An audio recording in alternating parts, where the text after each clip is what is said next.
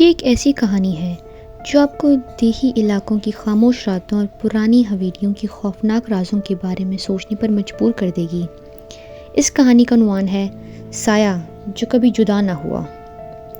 شہری زندگی سے تھک کر اسد نے فیصلہ کیا کہ وہ کچھ عرصہ اپنے آبائی گاؤں کے قریب واقع اس پرانی حویلی میں گزارے گا جو اسے ورثے میں ملی تھی۔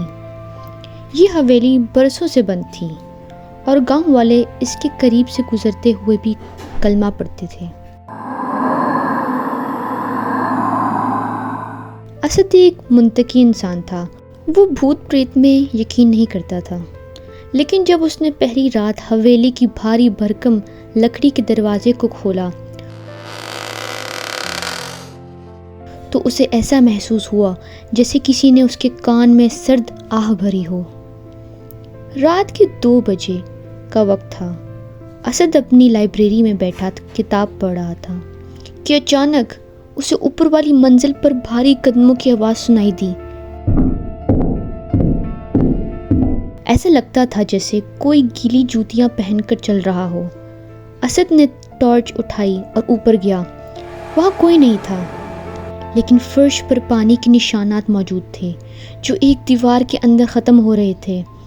اس نے سوچا شاید چھت ٹپک رہی ہو، لیکن آسمان تو بالکل صاف تھا۔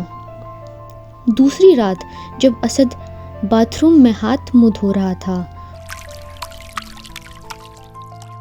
اس نے آئینے میں ایک لمحے کے لیے اپنے پیچھے ایک لمبی سیاہ پرچھائی دیکھی۔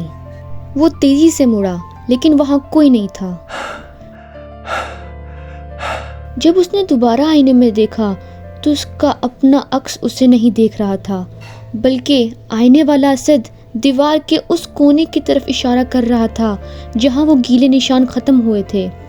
اچانک حویلی کی تمام بتیاں گل ہو گئیں اور اندھیرے میں اسے ایک عورت کے ہنسنے کی آواز آئی۔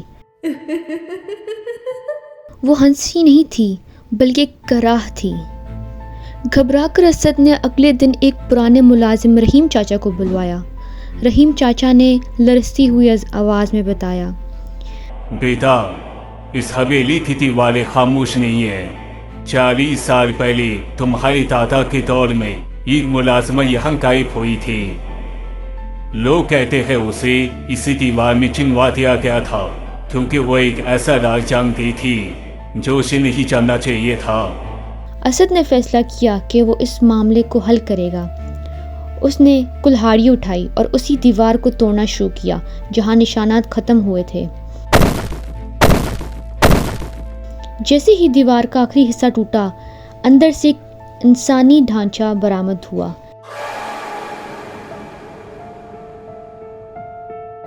جس کے ہاتھ ابھی بھی دیوار کو کھرچنے کی پوزیشن میں تھے۔ لیکن سب سے خوفناک بات یہ نہیں تھی۔ جیسے ہی اسد نے اس ڈھانچے کو دیکھا، حویلی کا دروازہ خود بخود بند ہو گیا۔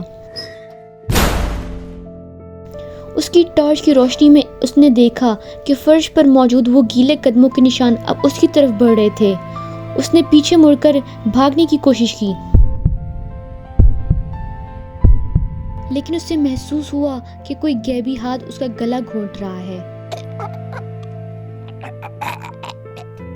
اگلی صبح جب گاؤں والے وہاں پہنچے تو حویلی کا دروازہ کھلا تھا۔ دیوار ٹوٹی ہوئی تھی، لیکن اسد وہاں نہیں تھا۔ وہاں صرف فرش پر ایک نئی تحریر لکھی تھی جو اسد کے خون سے لکھی معلوم ہوتی تھی، اب میں تنہا نہیں ہوں۔ یہ یاد رکھیں، اگر آپ کے کمرے سے کوئی آواز آئے تو لائٹ مت بجھائیں، آئینے میں زیادہ دیر مت دیکھیں، اور سب سے اہم، اپنے پیچھے مڑ کر مت دیکھیں۔ شاید کوئی وہاں کھڑا یہ کہانی آپ کے ساتھ سن رہا ہو۔